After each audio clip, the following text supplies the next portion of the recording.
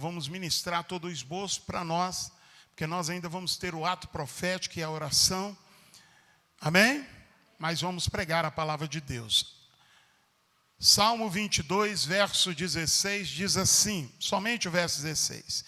Cães me rodearam, o ajuntamento dos malfeitores me cercou. Trespassaram-me as mãos e os pés. Novamente, cães me rodearam, o ajuntamento dos malfeitores me cercou. Trespassaram-me as mãos e os pés. Podei-vos assentar em nome de Jesus.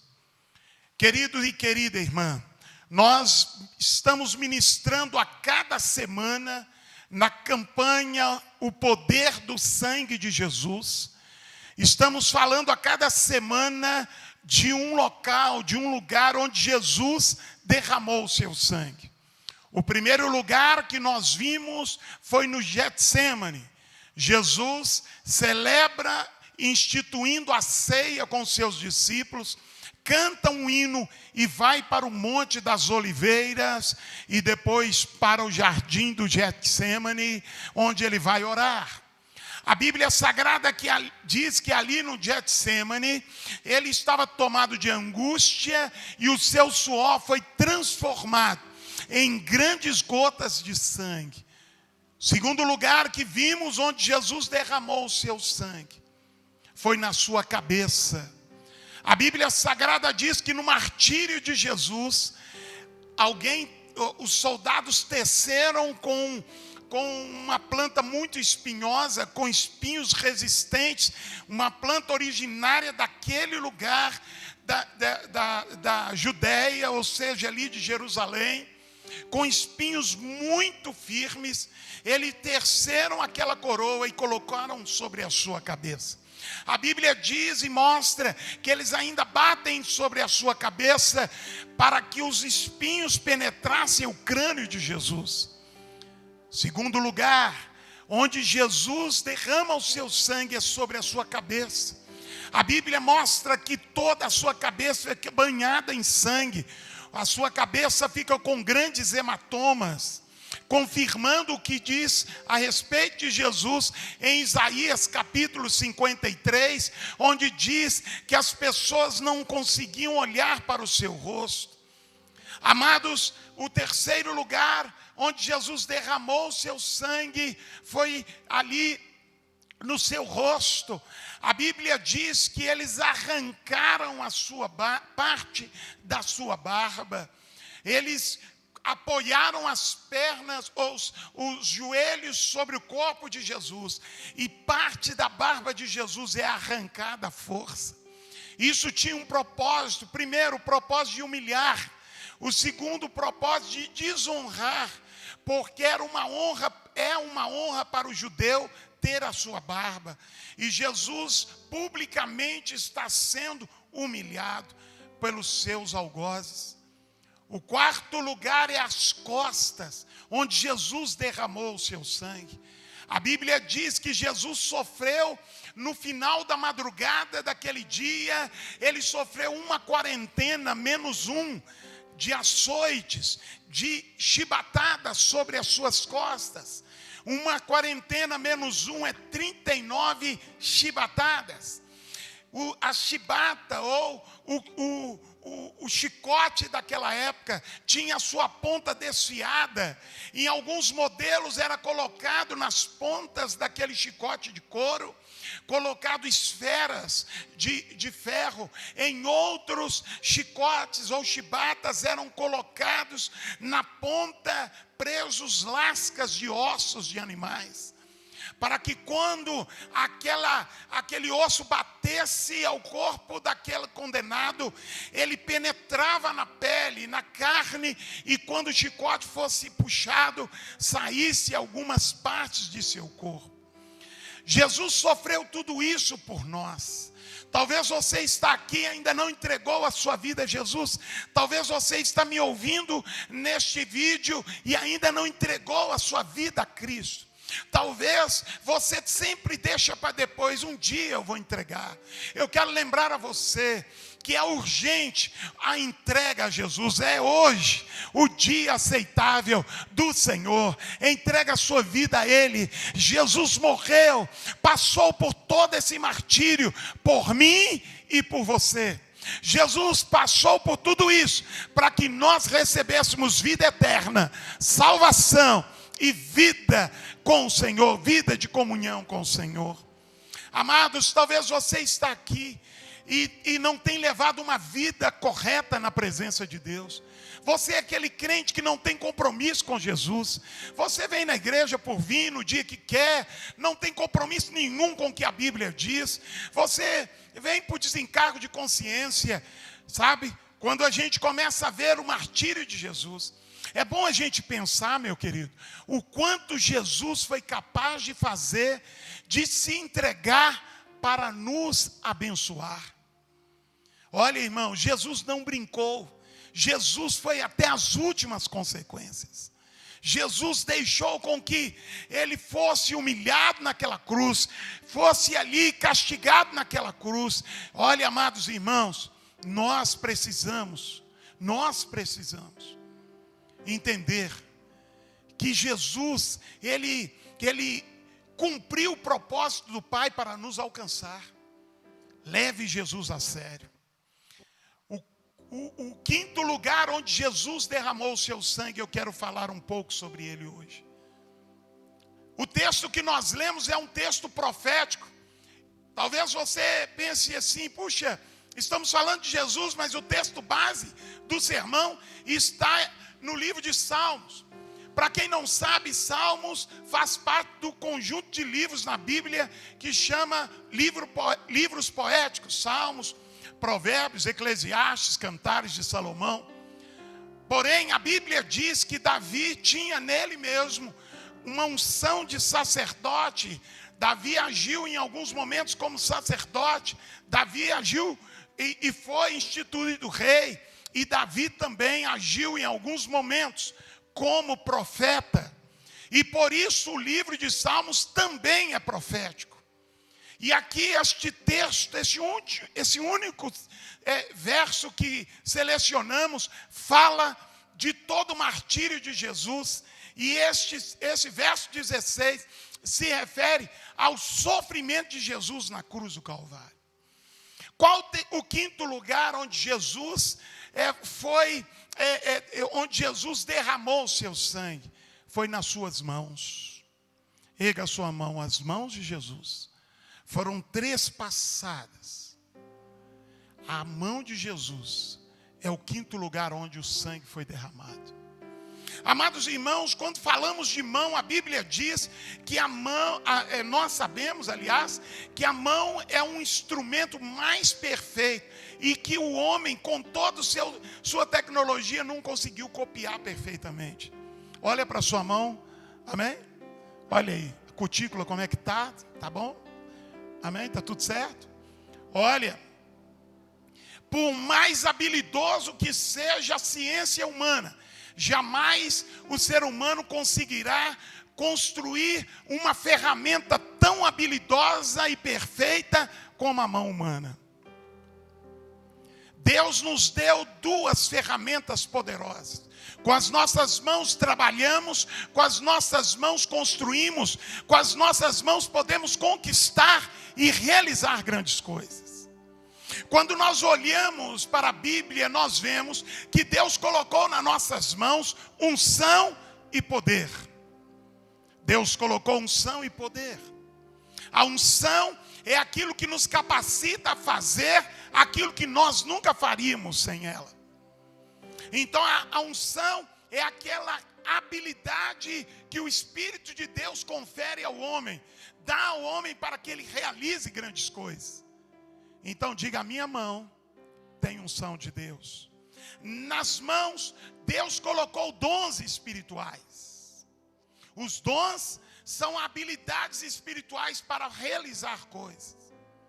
Amados, lá em Marcos capítulo 16, nós vamos encontrar a Bíblia Sagrada dizendo no verso 18, na parte final, e imporão as mãos sobre os enfermos, e os imporão o quê? O que, igreja? As mãos. Quando nós vamos no livro de Atos, a Bíblia diz que pela imposição de mãos era derramado o Espírito de Deus sobre a vida das pessoas. Os apóstolos impunham as mãos sobre a vida daquele crente, e os crentes eram cheios do Espírito Santo. Então nas mãos Deus colocou poder, Deus colocou dons, Deus colocou unção. Quando nós vamos lá para o Gênesis, para o livro de Gênesis, nós vemos que Deus, lá no capítulo 1, verso 26 em diante, Deus deu nas mãos de Adão o domínio de todo o jardim. Deus deu o quê? Domínio. Domínio é poder.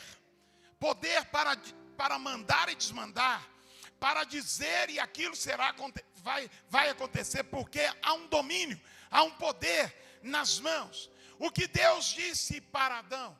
Olha, a Bíblia diz que Deus cria o jardim e coloca no jardim o homem e faz com que o homem domine sobre o jardim, sobre a terra, e sujeite a terra à sua vontade.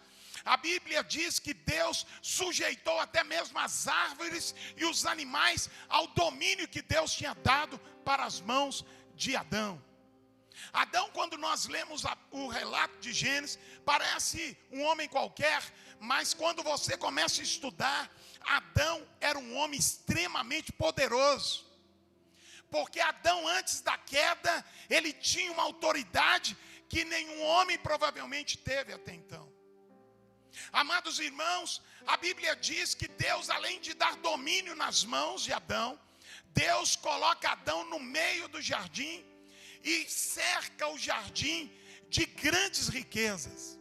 A Bíblia diz, lá em Gênesis capítulo 2, que o jardim, no meio do jardim do Éden, tinha um rio. Tinha o quê? Um rio. E este rio corria no meio do jardim. Chegava a certo ponto, o jardim do Éden, ele se transforma, esse jardim que tinha um rio, este rio se transformava em 4 rios.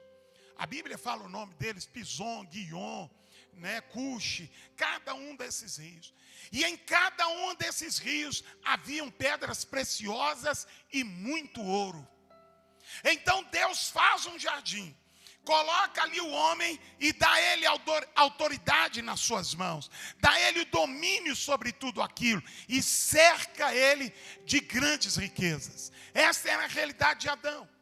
Mas irmão, saiba de uma coisa, o diabo sempre vai trabalhar para roubar o que Deus está te dando. Muitas vezes a pessoa ela vem na igreja e ela é liberta, mas ela sai da igreja e não vigia, e não se cuida, e não dedica a vida a Jesus, não ora, não lê a palavra. O que vai acontecer com esses demônios? Os demônios que saíram, o espírito que foi embora obedecendo o nome de Jesus, os demônios vão. E como aquela casa não foi habitada, ou seja, aquela pessoa, ela não buscou a Deus, ela não dedicou a vida a Jesus, o que a Bíblia diz? Que aqueles demônios voltarão, e eles encontrarão a casa vazia, limpa e enfeitada, adornada. E como aquela casa está vazia, aqueles demônios voltarão, e eles virão com 7 outros piores demônios. E Jesus, dizendo isso, diz que a situação daquela pessoa se torna pior do que a anterior. Irmãos, muitas vezes nós não vigiamos. Deus está operando, Deus está trabalhando na nossa vida e a gente não vigia. Eu já vi cristãos que Deus transformou a vida dele, mas não vigiou. Hoje ele está na pior. Talvez alguém diga, Deus esqueceu dele, Deus desistiu dele. Não, é porque muitas vezes nós não vigiamos e damos lugar para o diabo, e o diabo te tira do propósito. Tem quanta gente que está achando que está tudo certo, mas o diabo está rindo dele e ganhando dele.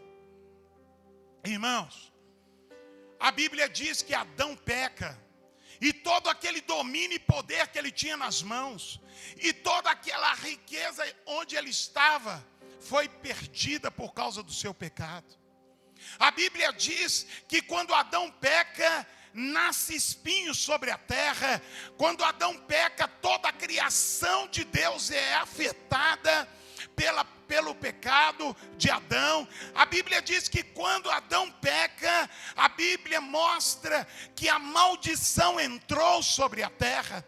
A Bíblia diz que Deus os expulsa do jardim e coloca um querubim para que eles não entrem ali. O que o diabo conseguiu? Roubar o poder das mãos que Deus havia colocado na vida de Adão e Eva. Irmãos, em Adão nós perdemos poder. Em Adão nós somos derrotados. Em Adão nós perdemos a autoridade. Mas em Jesus, tudo que foi retirado é restaurado na nossa vida. Diga glória a Deus. Aleluia. A Bíblia diz que Jesus, ele vem e se torna carne. Na plenitude dos tempos, ele nasce de uma virgem e se torna carne. A Bíblia diz que obedecendo ao Pai Celestial, ele vai para a cruz. E a Bíblia diz mais que lá na cruz, as mãos de Jesus, o que é que foi transpassado? As mãos de Jesus. Amarram o pulso e pregam as mãos de Jesus sobre o madeiro. As mãos liberam sangue, elas estão ensanguentadas. Aquilo tinha um significado espiritual. À medida que o sangue de Jesus era derramado nas mãos de Jesus, à medida que aquele sangue redentor era derramado na cruz do Calvário, ali a partir das mãos de Jesus, toda aquela vitória que o inimigo tinha tido através de Adão, ela começa a ser restituída na vida da humanidade. Eu quero que você entenda uma coisa. Tudo aquilo que Jesus, todo o flagelo e sofrimento que Jesus sofreu na cruz, tem um propósito específico.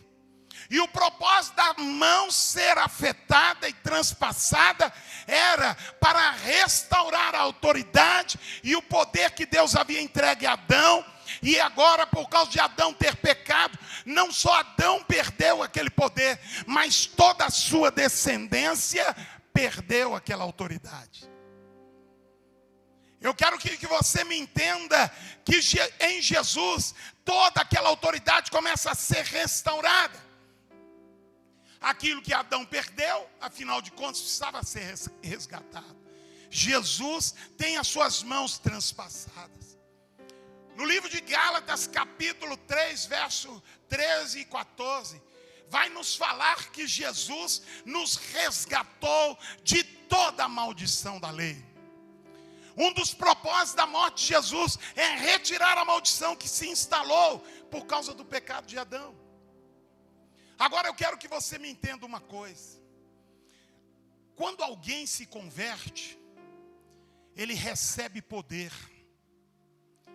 Em 1987, eu era filho de crente e me converti. Decidi, Deus, 27 de junho de 1987, no Mineirinho, às 3 horas da tarde, eu, no meio da multidão, ergui minha mão e disse: Jesus, eu quero entregar minha vida para o Senhor. A partir de agora eu não vou na igreja porque minha mãe é crente. Agora, a partir de agora eu vou porque eu amo o Senhor e eu quero servir o Senhor para sempre. A partir daquele momento eu procurei uma igreja, eu rodei muitas igrejas. Em uma noite só, eu passava em 3, 4 igrejas. Eu entrava, sentava, ficava 3 minutos, 4 minutos, 10 minutos, assistia o culto. Aí eu levantava e ia embora. As pessoas ficavam até com medo, achando que eu entrei para roubar. Mas havia uma sede dentro de mim, até o dia que eu cheguei na Cruzada Nacional de Evangelização, que é o nome da igreja do Evangelho Quadrangular. E ali eu fui e fiquei. E ali, num dos cultos, eu vi uma pessoa possessa de demônios. Eu era filho de crente, então eu nasci num ambiente cristão, mas a igreja onde a minha mãe nos criou, não expulsou demônio, esses negócios de demônio aí.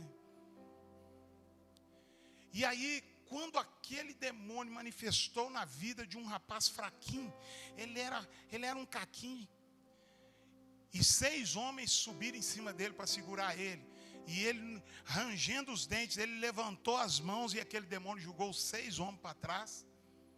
Eu falei, o que é isso? E eu falei, se vier para o meu lado eu estou correndo. Já olhei até para a porta assim, porque já ia sair fora. Eu falei, o que é isso? Eu fui criado na igreja, nunca vi isso aí, fiquei doido. E eu fiquei observando o meu pastor expulsar aquele demônio. Eu tinha alguns meses, eu tinha algumas semanas de igreja, eu fiquei olhando. Aquele demônio que queria, porque o diabo quando manifesta, ele quer dar o de poderoso. Mas o diabo é o maior fake news da história, irmão. O diabo quer passar que ele é o tal e ele é o derrotado. Porque foi derrotado pelo sangue de Jesus. Amém? E ele, aquela coisa toda, o pastor levantou as mãos e repreendeu aquele demônio e deu ordem para aquele demônio sair daquele corpo. E aquele demônio sacudiu o corpo daquela pessoa e foi embora. Passado alguns dias eu fui na casa de uma irmã. Essa irmã não sabe ler, não sabe escrever, mas Deus usa ela muito em libertação. Eu estou sentado tomando um café, de repente chegou uma pessoa no meio do terreiro da casa dela.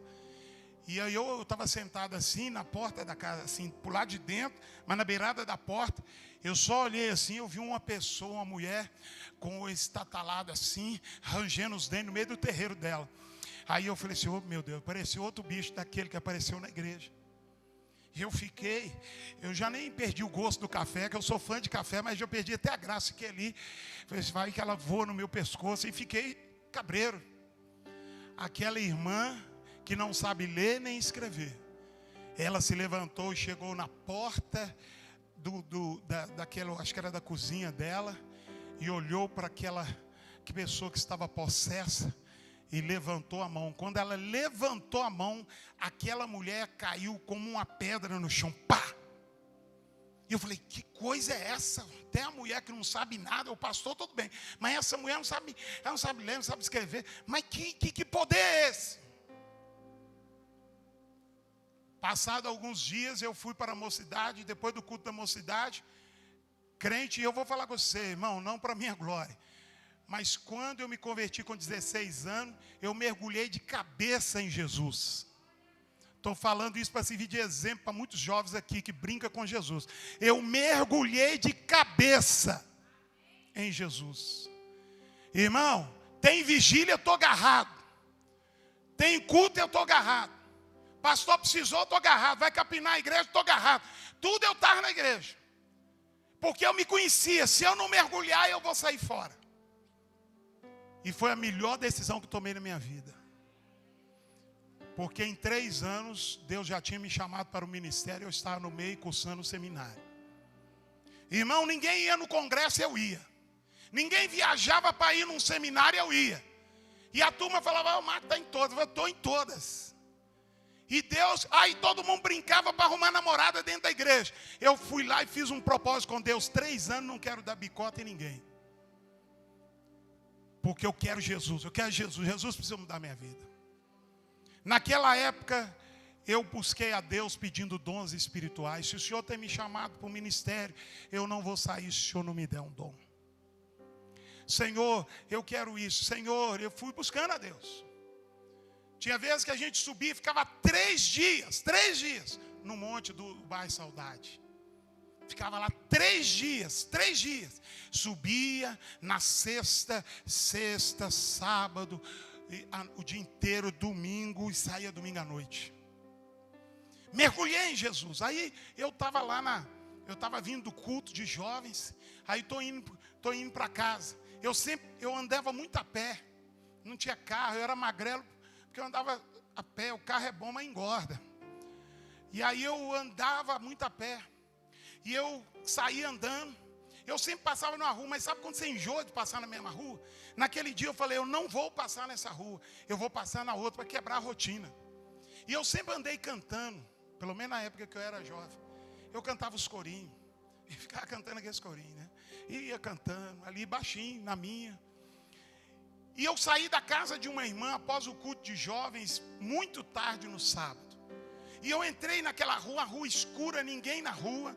E quando estava no meio do quarteirão, eu vi sabe aquelas casas que eles constroem a casa na beirada da rua, a janela do quarto dá para o passeio da rua?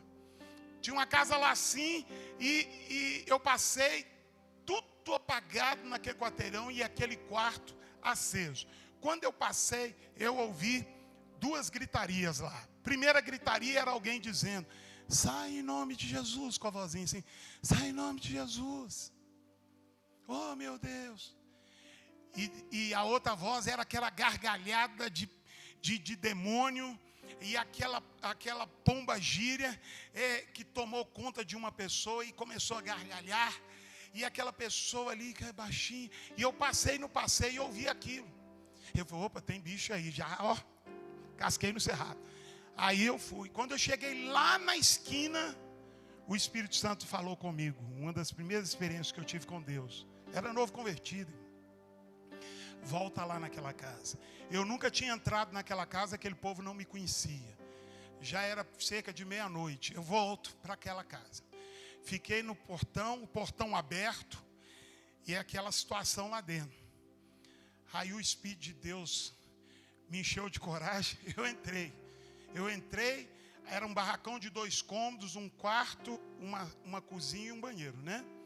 E eu entrei, elas tinham 2 mulheres naquele quarto. Uma estava encolhida no cantinho do quarto, com a voz já cansada, gritando: Deus, tem misericórdia.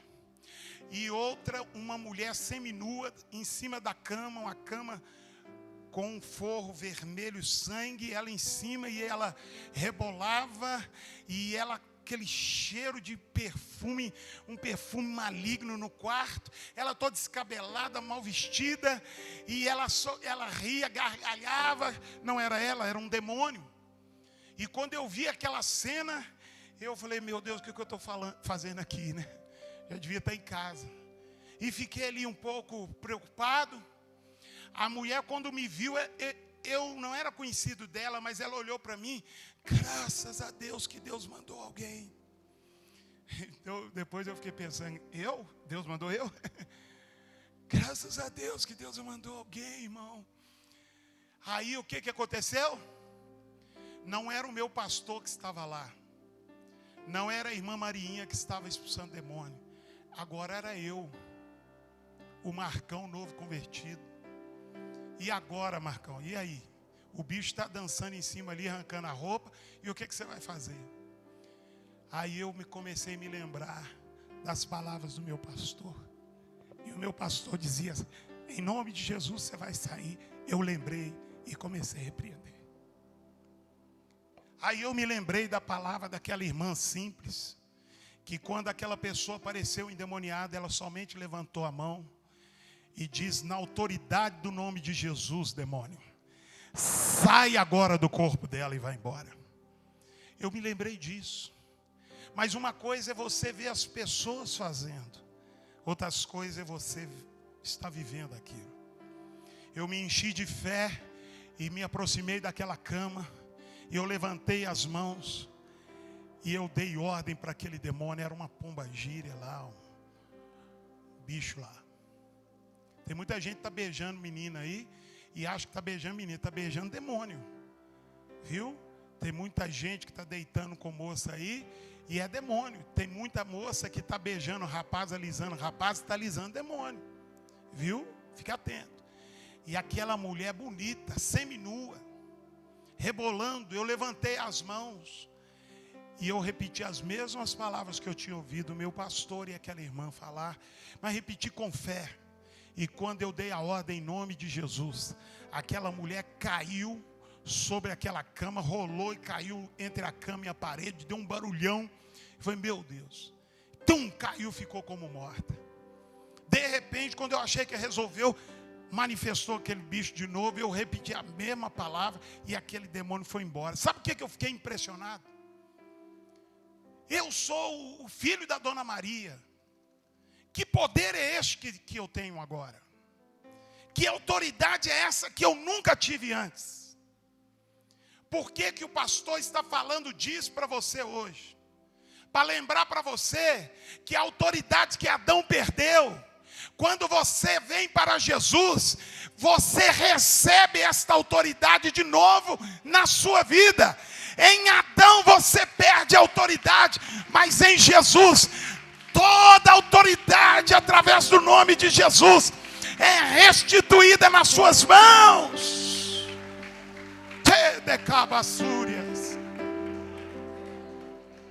Eu termino essa palavra, não vou dar continuidade, mas eu termino essa palavra para dizer para você, meu querido, que os demônios te submetem não porque você é bonitinho, porque você é cheirosinho, que você é um gospel bem descolado, não. Se submetem àquela palavra por causa que ele lembra do sangue nas mãos de Jesus, do sangue da cabeça, do sangue nas costas. Ele lembra das gotas de sangue suadas ali no Calvário. Ele lembra do sacrifício e o diabo entende. Ele está mencionando o nome que está acima de todo nome. Este nome é poderoso e este demônio então vai embora. O demônio não resiste o poder do nome de Jesus. Muito crente, quando o demônio manifesta, ele fala, ai, não tem um diácono perto, no pastor, eu não tenho celular, pastor não atende o celular, ai pastor, o que eu faço? Ergue a sua mão na autoridade do nome de Jesus e repreende este bicho, manda ele embora para o inferno, na autoridade, no poder do nome de Jesus. O primeiro Adão trouxe morte e perdemos a autoridade. Mas o segundo Adão, diz o apóstolo Paulo, é Jesus. No segundo Adão nós recebemos vida e autoridade. Eu quero lembrar você uma coisa. Quando você estende a sua mão e vive uma vida na autoridade de Jesus, andando na presença de Jesus, não é aquele crente morolés, aquele crente flex, não. É crente verdadeiro. Quando você vive no altar, o diabo tem medo de você. O diabo tem medo das suas mãos. E o diabo tem medo do que Deus pode usar você para fazer. É por isso que o diabo trabalha tanto para fazer você não andar na presença de Deus. Porque ele sabe que uma vez que você esteja firme em Cristo Jesus, andando na presença de Deus, o diabo não pode nada contra você. Nada contra você. Eu quero te convidar a se colocar de pé. Se coloque de pé. Feche os seus olhos.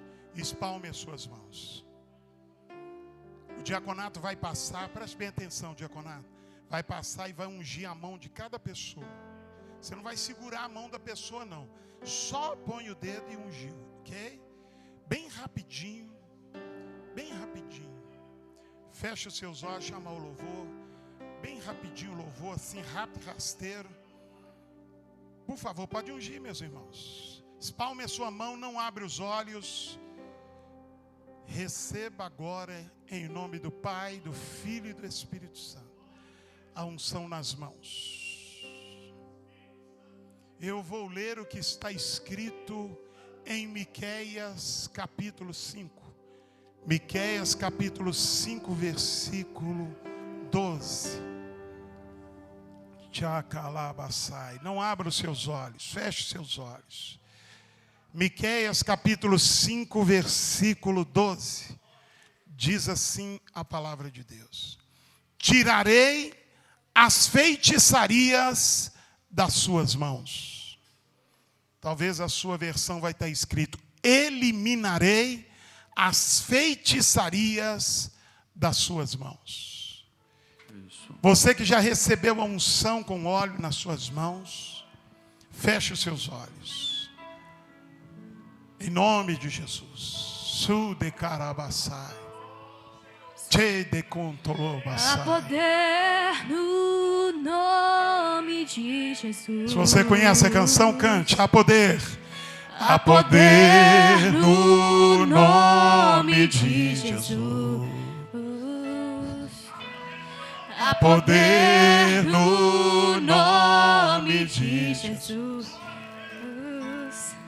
Pra cá. cadeias quebrar, cadeias quebrar, cadeias quebrar. Feche os seus olhos e cante. Cadeias quebrar. Você que está em casa, cante. Cadeias quebrar. Mais uma vez, há poder.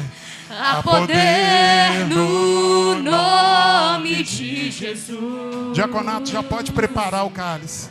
Há poder no nome de Jesus. Há poder no nome de Jesus. Pra cadeias quebrar, cadeias quebrar, cadeias quebrar. Mantenha a sua mão espalmada assim. Feche os seus olhos. Cadeias quebrar. Para cadeias quebrar. Cadeias quebrar. Cadeias quebrar. Cadeias quebrar. Meu Deus e meu eterno Pai, em o nome de Jesus eu me levanto agora contra toda maldição, contra toda obra das trevas nas mãos desta pessoa. Meu Deus, em nome de Jesus Cristo, esta mão enfeitiçada, aonde toca tudo estraga, aonde toca nada funciona, aonde toca tudo quebra, tudo que planta não nasce. Eu agora oro, meu Deus, e eu, na autoridade do nome de Jesus, eu estou repreendendo toda mandinga, todo encantamento, toda manifestação do inimigo nas mãos desta pessoa.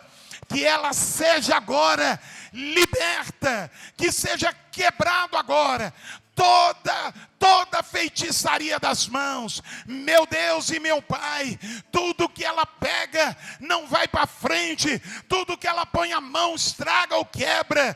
Meu Deus, todo o dinheiro que vem na mão dela não se multiplica. Mas agora, em nome de Jesus, eu estou repreendendo agora toda a feitiçaria dessas mãos. Esta pessoa, meu Deus, imacumbada, que pegou em alguma coisa, que tocou em alguma coisa consagrada a demônios, agora eu estou quebrando pela autoridade do nome de Jesus esta maldição agora, em nome de Jesus. A tua palavra diz em Miqueias 5:12 que o Senhor eliminaria das nossas mãos toda feitiçaria, toda maldição. E agora, meu Deus, pelo sangue das mãos de Jesus, esta mão ungida agora é limpa agora de todo mal. Meu Deus, há de ser que aonde ela colocar a mão, vai estar sendo abençoado. Aonde estas mãos forem colocadas, vai dar certo. Meu Deus, aonde esta pessoa usar a sua mão, estará sendo abençoado. Portanto, toda esterilidade na mão, ó Deus, todo mal está desfeito, está quebrado, em nome de Jesus.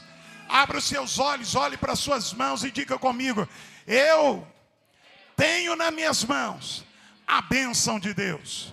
Diga: a bênção de Deus está nas minhas mãos. A unção de Deus está nas minhas mãos. Aonde eu colocar as minhas mãos, abençoado será. Aonde eu tocar, abençoado será. Em nome de Jesus. Meu Deus, o que eu plantar vai crescer, porque a bênção do Senhor está nas minhas mãos. Meu Deus, todo dinheiro que chegar na minha mão vai se multiplicar, porque a bênção do Senhor está nas minhas mãos. Toda feitiçaria está anulada, está removida, está retirada das minhas mãos. As minhas mãos estão cheias do poder de Deus. Erga essas mãos abençoadas para glorificar a Deus, aplaudindo.